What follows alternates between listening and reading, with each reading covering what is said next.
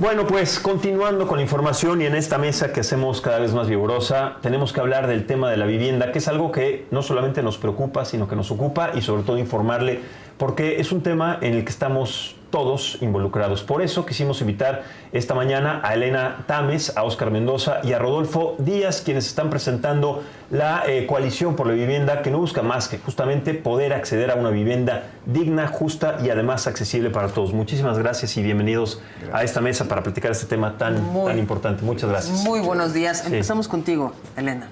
¿De qué va la coalición?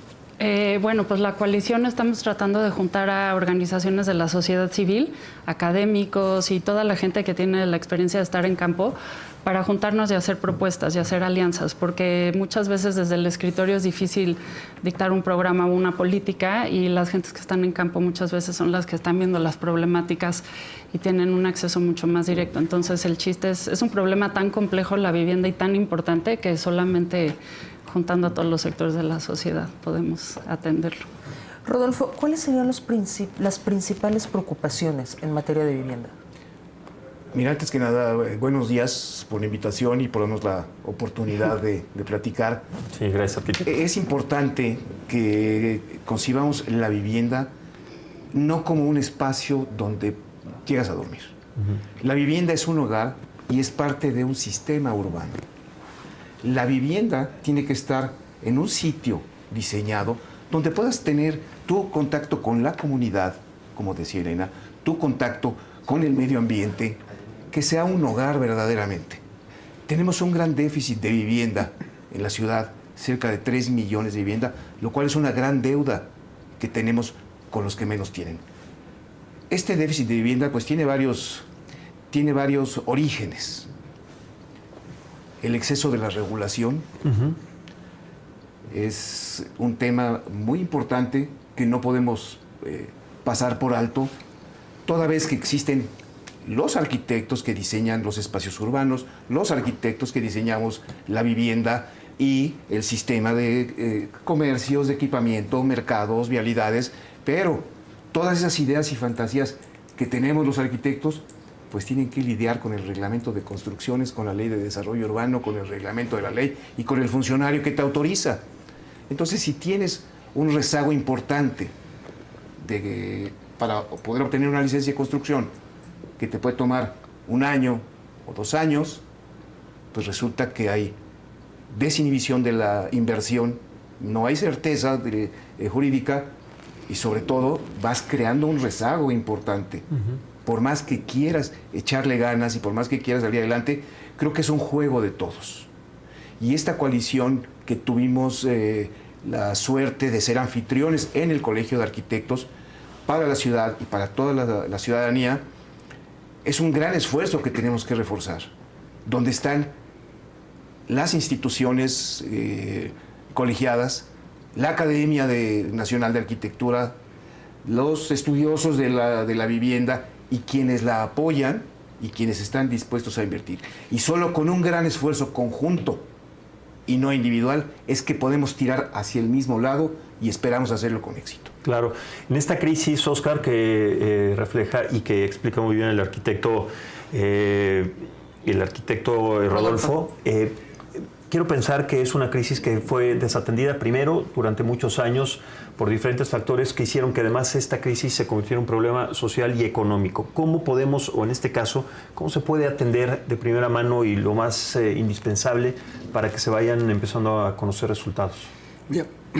Empezamos esta coalición desde Práctica Laboratorio para la Democracia, donde, como bien comenta tanto Elena como Rodolfo, intentando sentar a todas las partes involucradas. Entre las partes también tiene que estar el gobierno, estaba SEDATU, CONARRED, ONU Habitat, Sociedad Civil, la Academia, el Colegio de Arquitectos.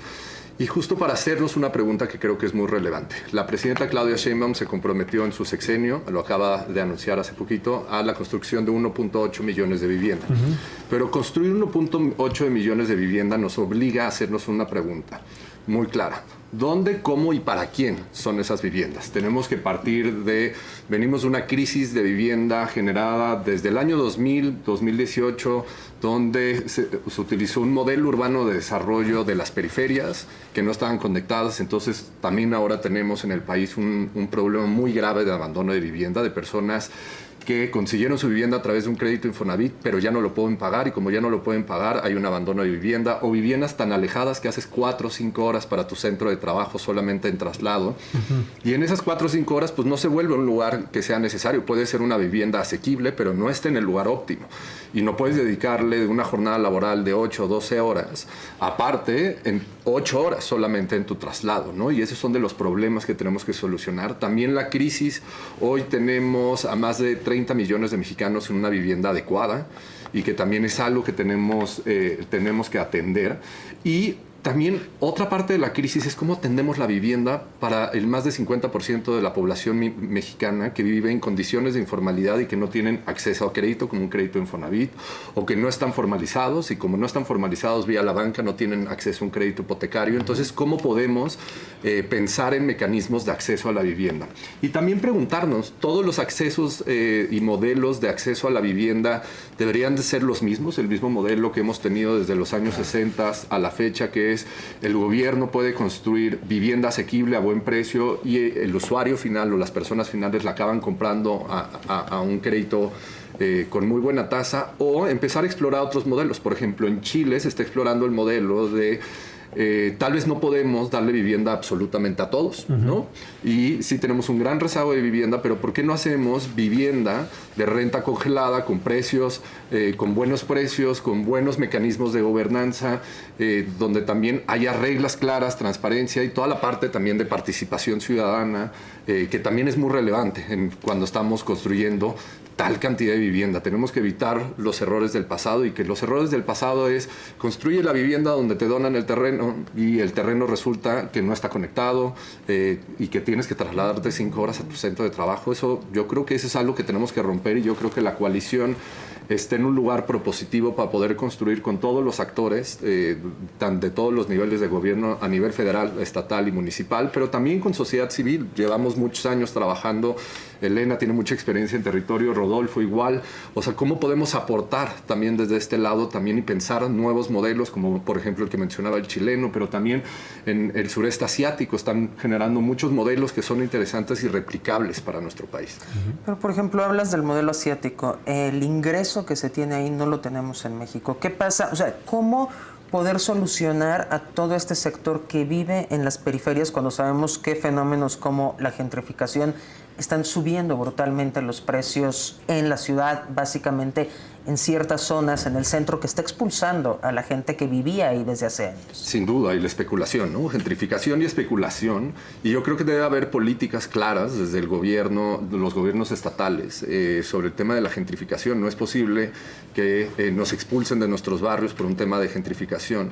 Y también tenemos que repensar un poco el uso de suelo, cómo lo trabajamos y cómo lo vivimos en todas las colonias de la ciudad. Si son uso de suelos 100% habitacionales, pues también estamos promoviendo un modelo que idealmente en el modelo del pasado funcionaba, era como el ideal, pero hoy, si tienes una vivienda de ingreso medio, de ingreso bajo, y no hay un uso mixto de suelo, pues también es complicado. Las oportunidades se van cerrando y la gentrificación va ganando. No podemos hacer que tampoco las comunidades prosperen. ¿Por qué nos tenemos que salir de nuestras colonias para ir al supermercado, para ir a la tiendita, para responder a nuestras necesidades básicas? Ese modelo creo que lo hemos perdido en los últimos 20 años y creo que es momento de recuperarlo. Y también tenemos que atender de frente el tema de la gentrificación. El contexto geopolítico pues nos está enfrentando desde la pandemia, en especial en las grandes ciudades como Ciudad de México, Monterrey, Guadalajara y Mérida, un tema de gentrificación que nunca nos habíamos enfrentado. Y a nivel mundial, por ejemplo, vemos muchas protestas en Barcelona. Madrid, Barcelona, Berlín, o sea, yo creo que es un contexto que estamos viviendo en el mundo post-pandemia, porque también cambiaron las maneras en las que trabajamos. y que también tenemos que sentarnos a regular estos temas, ¿no? Tenemos que proteger a nuestros barrios, a nuestras comunidades, y también tenemos que abrir nuestras puertas, pero tiene que estar bien planeado. No podemos dejar que, por ejemplo, la Roma Sur se gentrifique al 100% o ciertas colonias de las ciudades, y que ya no tengamos oportunidad de vivir en esos lugares, ¿no? Claro, Elena, pero cuando hablamos de la gentrificación es un tema que se ha vuelto muy polémico, recientemente mucho más, pero si pensamos en otras latitudes, en Manhattan, en Brooklyn, en los barrios también que empezaron a crecer en otros países, en Francia, etcétera, la gentrificación promovió mejores condiciones para los que habitan o los que llegan a vivir ahí, mejores servicios, mejor seguridad, mejores sueldos, mejores lugares para la recreación. Claro, como dice Oscar, se tiene que regular, pero en este caso, y sobre todo tomando en cuenta lo que produce en el Producto Interno Bruto para cada una de las regiones, ¿de qué manera se puede regular para que no sea solamente para algunos, sino que haya un equilibrio justo? Claro, mira, yo creo que es muy, o sea, si bien la gentrificación últimamente además se ha estado hablando mucho de eso y lo vemos en colonias aquí centrales en la Ciudad de México, creo que parte de la política tiene que partir primero de un diagnóstico de una realidad que es muy, no solo de México, sino también de Latinoamérica. Y si hablamos del contexto de la vivienda en general, el 58% del parque habitacional lo construyó la gente sola, sin arquitectos, sin Infonavit, lo vemos todos los días, es nuestra cotidianidad, ¿no? Entonces, tenemos que entender cuál es nuestro panorama y de ahí entonces generar las políticas. Entonces, este tema de construir 1.800.000 viviendas está muy bien, sin duda, claro que hacen falta, pero tenemos que abrir también la mirada que el rezago habitacional se mide de dos formas. El rezago puede ser cuantitativo, que son 1.800.000 viviendas, que surge de calcular, según CONAPO, que vamos a crecer 300.000 hogares al año en el sexenio, entonces pues de ahí sale. Pero el rezago cualitativo que tenemos con la metodología que se usa hoy es de 9 millones de viviendas. Y si usamos la metodología de la pobreza, son 15 millones de viviendas. O sea, estamos hablando que el 50% del parque habitacional no cumple con los estándares de la vivienda adecuada, que es que no tiene los materiales adecuados, que la gente se muere de frío o de calor, que tiene hacinamiento.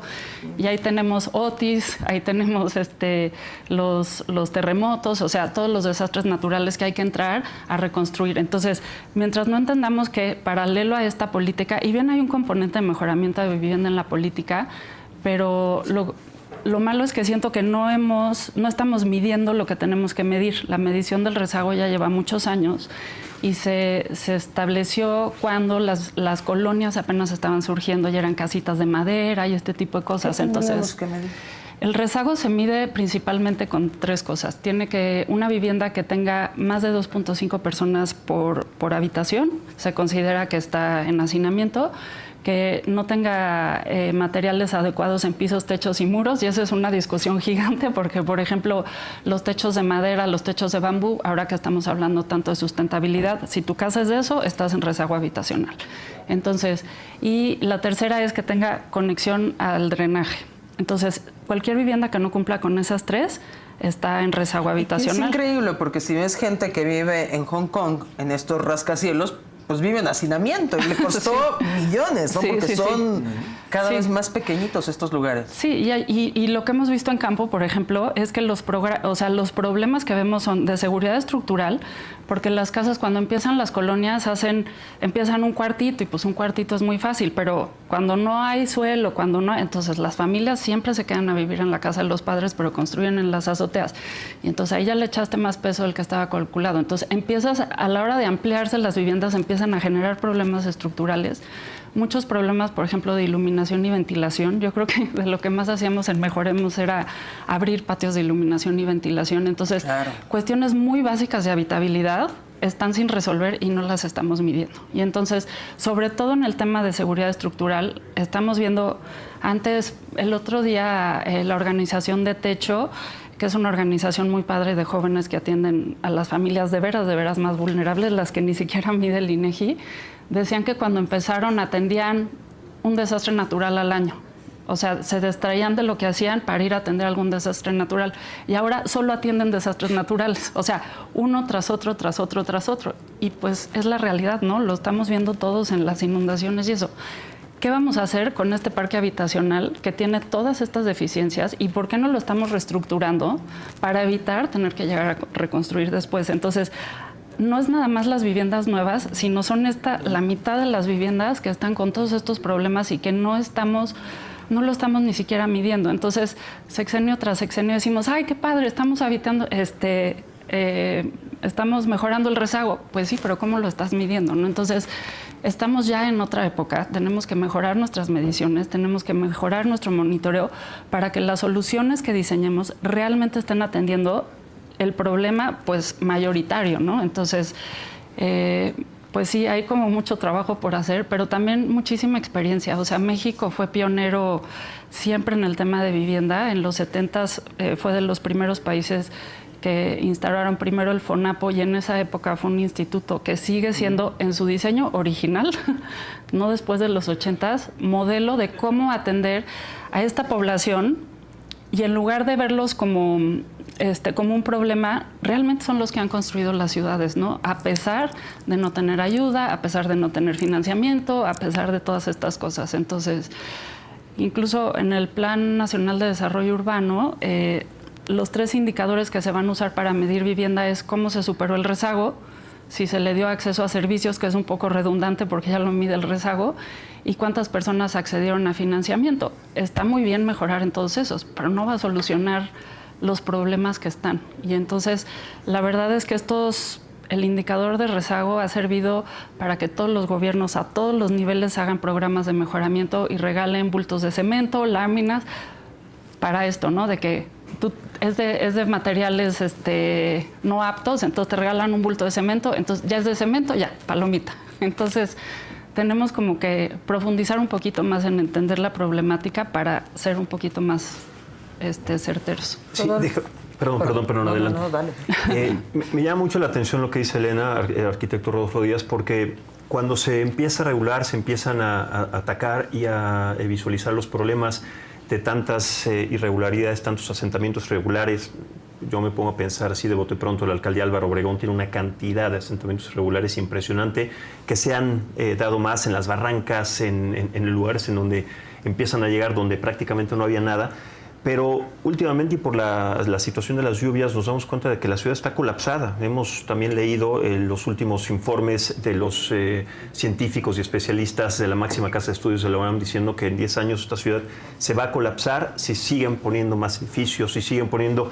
Es decir, cuando se regularice esta población asentada de manera irregular, no generará más problemas también, tomando en cuenta ya las carencias y los retos gigantescos en materia de infraestructura, no generará más problemas a un corto, mediano plazo, que son 10 años. Se puede decir fácil, pero es un tiempo muy corto. Sí, es ya. Claro. Mira, esto que dices es muy importante, porque si no construimos o si no planeamos cómo queremos la ciudad a la cual tenemos que llegar, va a colapsar. ¿Qué ha estado sucediendo con las inundaciones?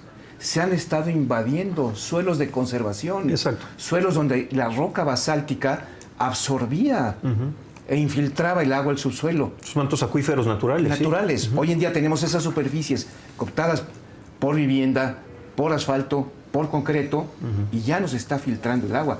Y empieza a bajar de la zona de Xochimilco hacia Periférico, hacia la zona sur, que es ahí donde tenemos las grandes inundaciones. Entonces, además de la planeación, tenemos que hacer que se cumpla la ley. Tenemos que hacer que no sea un motivo de intereses políticos o otro tipo de intereses y empezar a desdoblar el desarrollo hacia zonas alejadas de la ciudad y de los centros. Estamos hablando de pobreza en términos de calidad y de cantidad de vivienda, pero hay otra pobreza. Hay pobreza de tiempo para las personas. El tiempo que tardan en desplazarse, como decía Óscar, de su lugar de origen al lugar de trabajo o al lugar de abasto, son horas que realmente no las recuperas en toda tu vida. Es por eso que, ¿cómo empieza?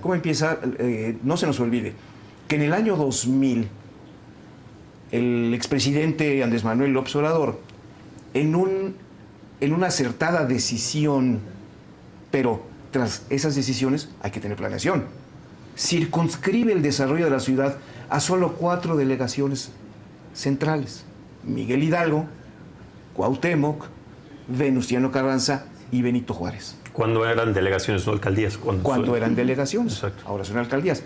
¿Qué sucedió? Efectivamente, esas delegaciones estaban despoblándose y eran las delegaciones mejor servidas en términos de transporte, de seguridad, de recolección de basura y de todo esto. Pero ¿qué pasaba con el resto de la ciudad?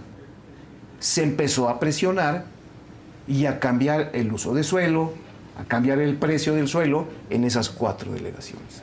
Entonces, si no tienes un panorama completo y el contexto de todo lo que va a suceder, estás dejando una pieza fuera del rompecabezas. Y eso puede ser caótico. No se nos olvide que hoy, el lugar donde todo el mundo quiere vivir, que es la Condesa, la Roma, Escandón, San Miguel Chapultepec. en 1985 y en 2017 fueron las zonas con más afectaciones por los sismos. Sí.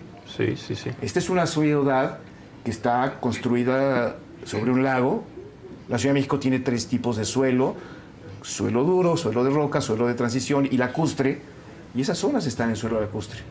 Afortunadamente... ¿Zona lacustre es como es son del estas lago. cavernas? No, es del lago. Del lago. Exacto. ¿Y qué pasa con estas zonas que también tienen mucho movimiento, arquitecto, que son zonas en donde hay cavernas por abajo y que donde también se presentan últimamente muchos socavones? En la zona central, la zona lacustre, llega desde el centro de la Ciudad de México hasta más o menos el circuito interior.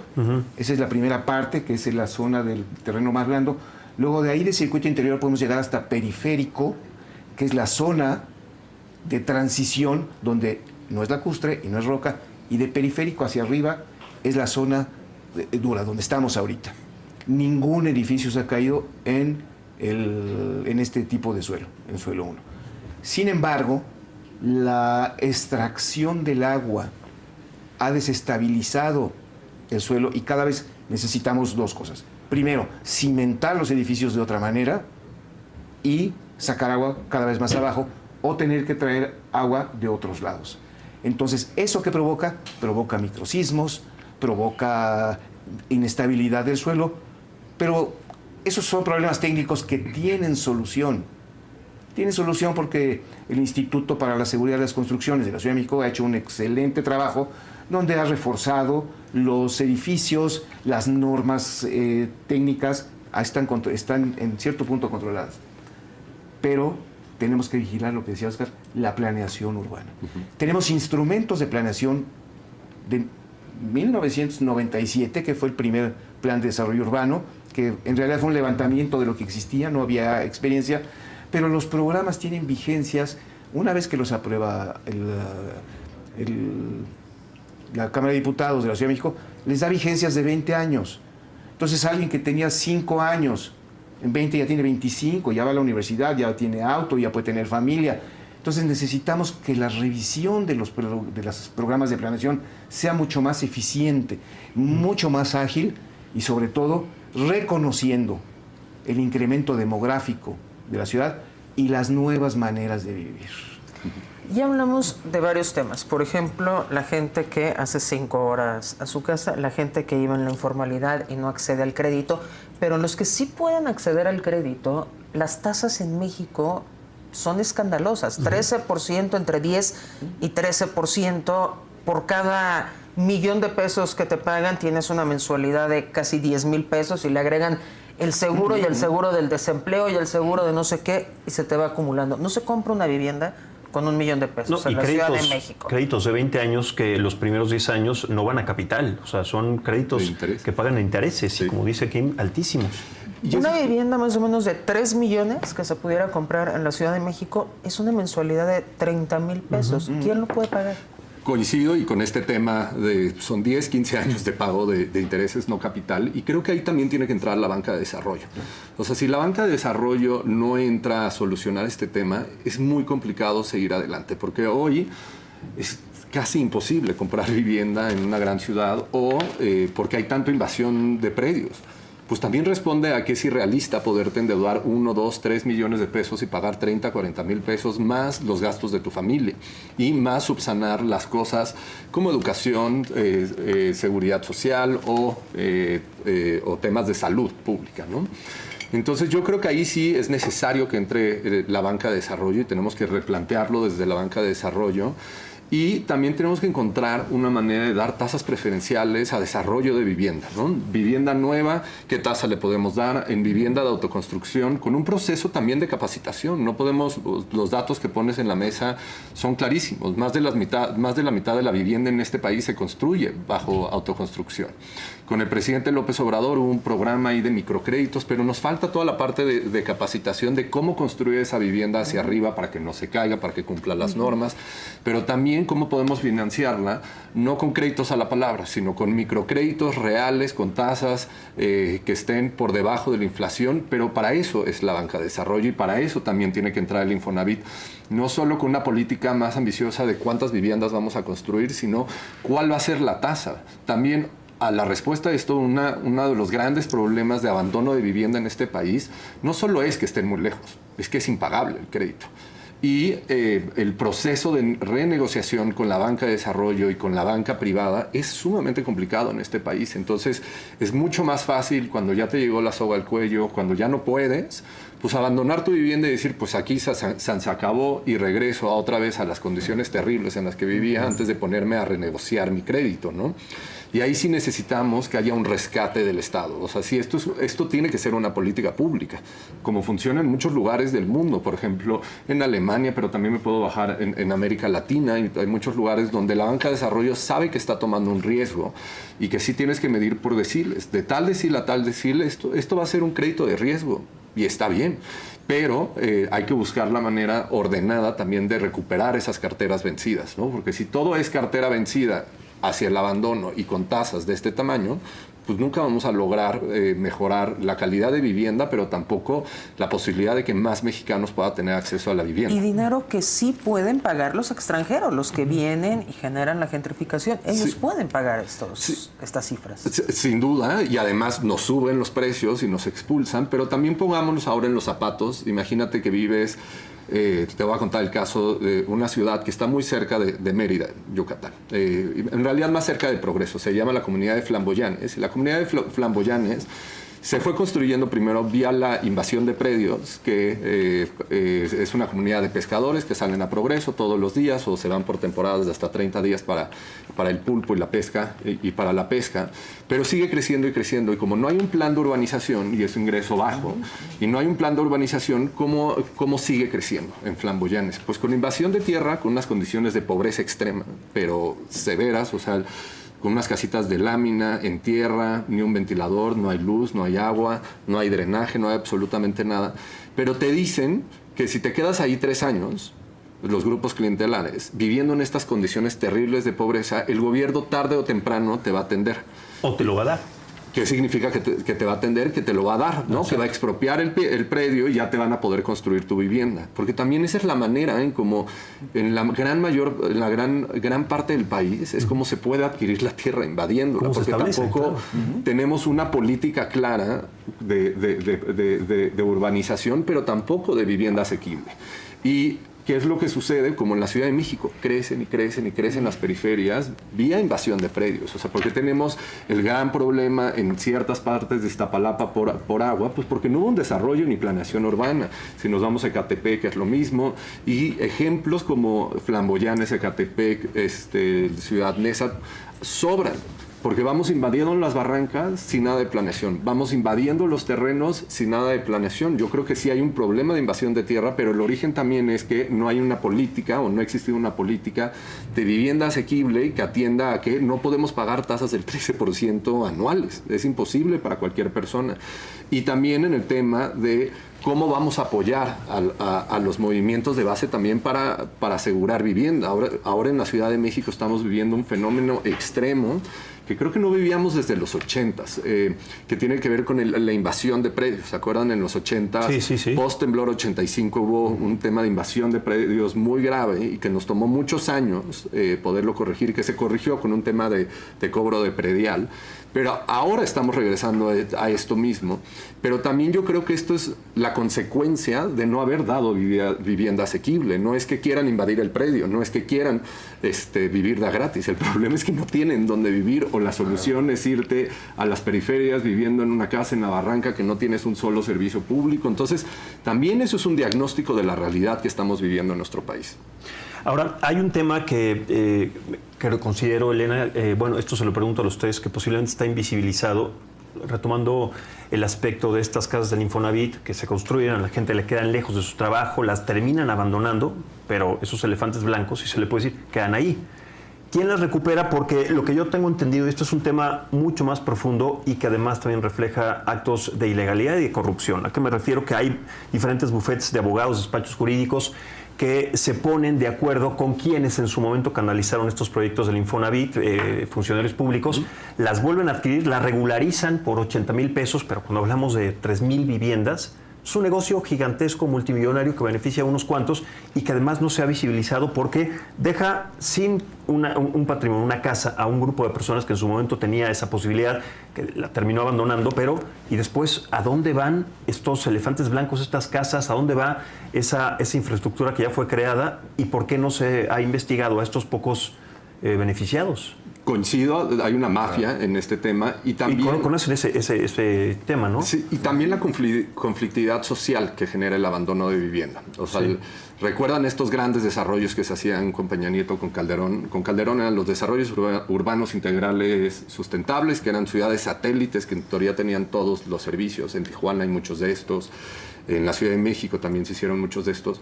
Empieza el abandono de vivienda y empieza el deterioro por completo del tejido social.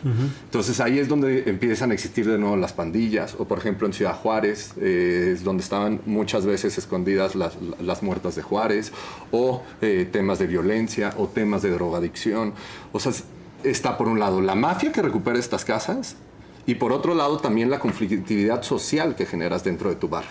Si tú construiste una unidad habitacional, sea hacia arriba o en horizontal, de más de 1,000 viviendas, que implica más de 1,000 familias viviendo, y empiezas a abandonar la vivienda, el Estado no está presente, no hay servicios públicos, pues en automático el crimen crece. Es un asidero para que esto empiece a crecer y crecer. Y ese crédito, Elena, de quien accedió al Infonavit, lo pierde, porque abandona la casa y entonces ese crédito ya no lo tiene. Sí.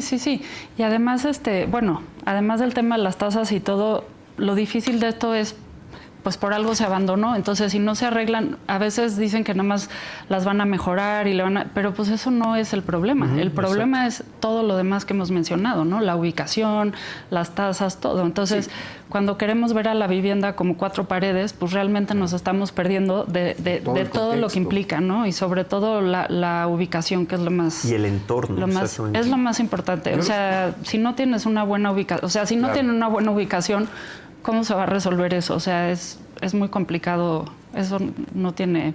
Yo creo que en esta media hora, o no sé cuánto tiempo llevamos, hemos podido ver que este problema es mucho más profundo de lo que pensamos.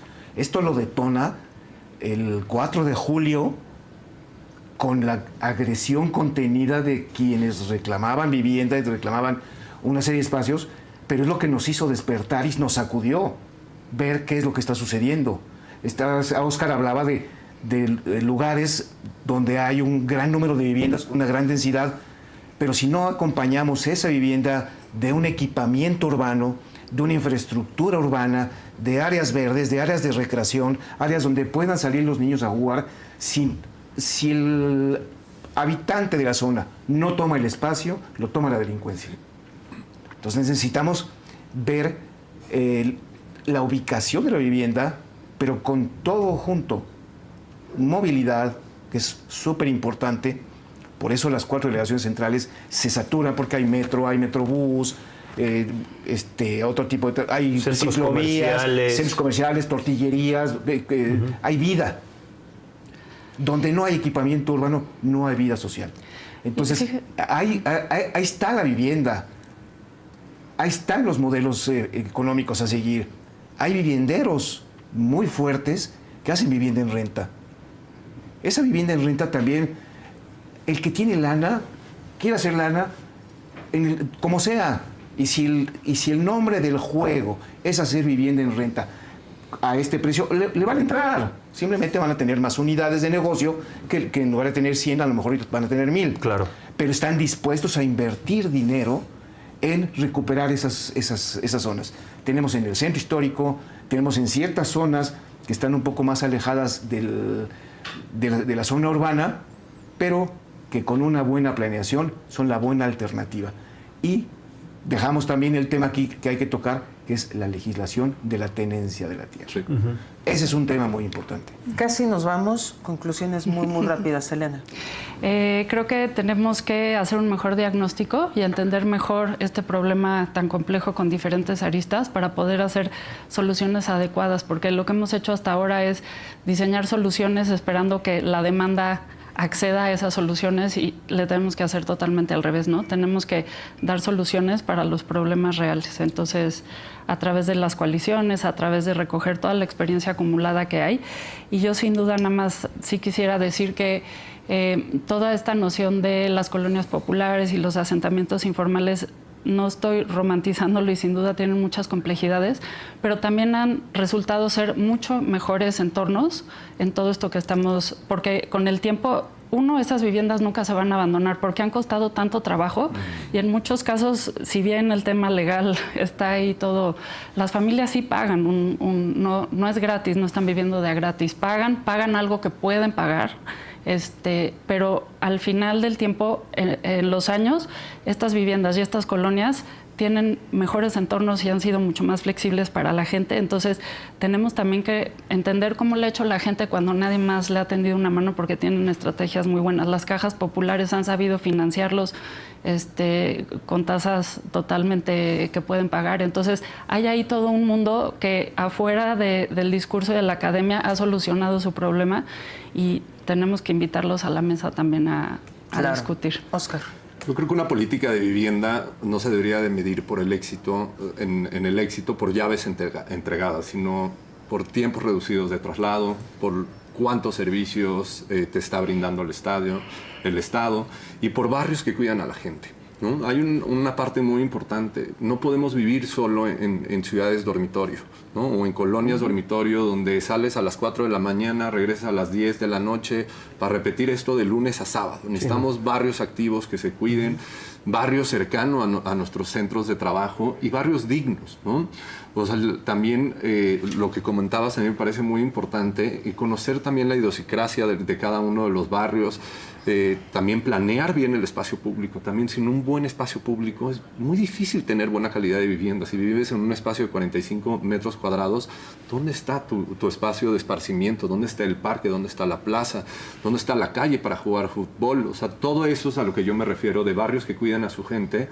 Y creo que es muy importante tomar en cuenta las organizaciones de base, a los que también han dado esta lucha, porque a mí tampoco me gusta satanizar el tema de cómo ha crecido la mancha urbana a través de asentamientos irregulares, porque esa es también la consecuencia de que no existe una buena política de vivienda, y creo que tienen que estar sentados en la mesa y también entender las necesidades, y no podemos solucionar a decirles vete a vivir a 5 horas de donde está tu centro laboral, que eso es como yo creo que se atendió durante 18, 20 años. Rodolfo. Claro. Yo creo que una conclusión que podemos sacar, independientemente de los problemas técnicos y legales, yo creo que es, si no nos unimos, si no hay un trabajo conjunto de quien conoce el tema, no lo vamos a solucionar. Ya nos estamos dando cuenta que es una bomba de tiempo, nos estamos dando cuenta que socialmente puede estallar y nos estamos dando cuenta que si no hacemos el trabajo comprometidos, con amor a resolverlo, no lo vamos a resolver. Y tiene que ser el Estado, tienen que ser los vecinos, las organizaciones y los técnicos que sabemos hacer los diseños y la planeación. Todo eso es lo que tenemos que poner conjuntamente y no flaquear. Yo agregaría que la banca y sus intereses. Y la banca, que también Claro. le eche números con la goma en la otra mano, ¿no? No, pues ellos ya les echaron números porque de que le sale Claro. hasta de sobra. O sea, Para ellos sí. Habrá que generar exactamente esa paridad. Así es. Arquitecto. Sí, termine. Sí, entonces yo creo que eso es lo más importante, que tengamos la voluntad de resolver las cosas. Me da gusto que el Colegio de Arquitectos y la Sociedad de Arquitectos Mexicanos estamos ya comprometidos con lo que nos toca hacer a nosotros, que es diseñar y planear para que la gente viva como debe vivir, independientemente donde sea. En todos lados debe haber parques, en todos lados debe haber bienestar para que la gente viva y todos estemos felices y contentos. Rodolfo, Elena, Oscar, gracias. Muchas gracias por haber estado con nosotros con este tema tan importante que sobre todo es un tema de justicia social. Así es. Gracias. Muchas gracias y bienvenidos siempre a esta mesa. Son muchos temas y sobre todo este que tenemos que seguir revisando para ver, como dice el arquitecto, que se vayan avanzando en estas políticas Hay públicas. que ir midiendo el progreso de esta coalición. Así es. Muchas gracias nuevamente. Muchísimas gracias. Gracias por la invitación.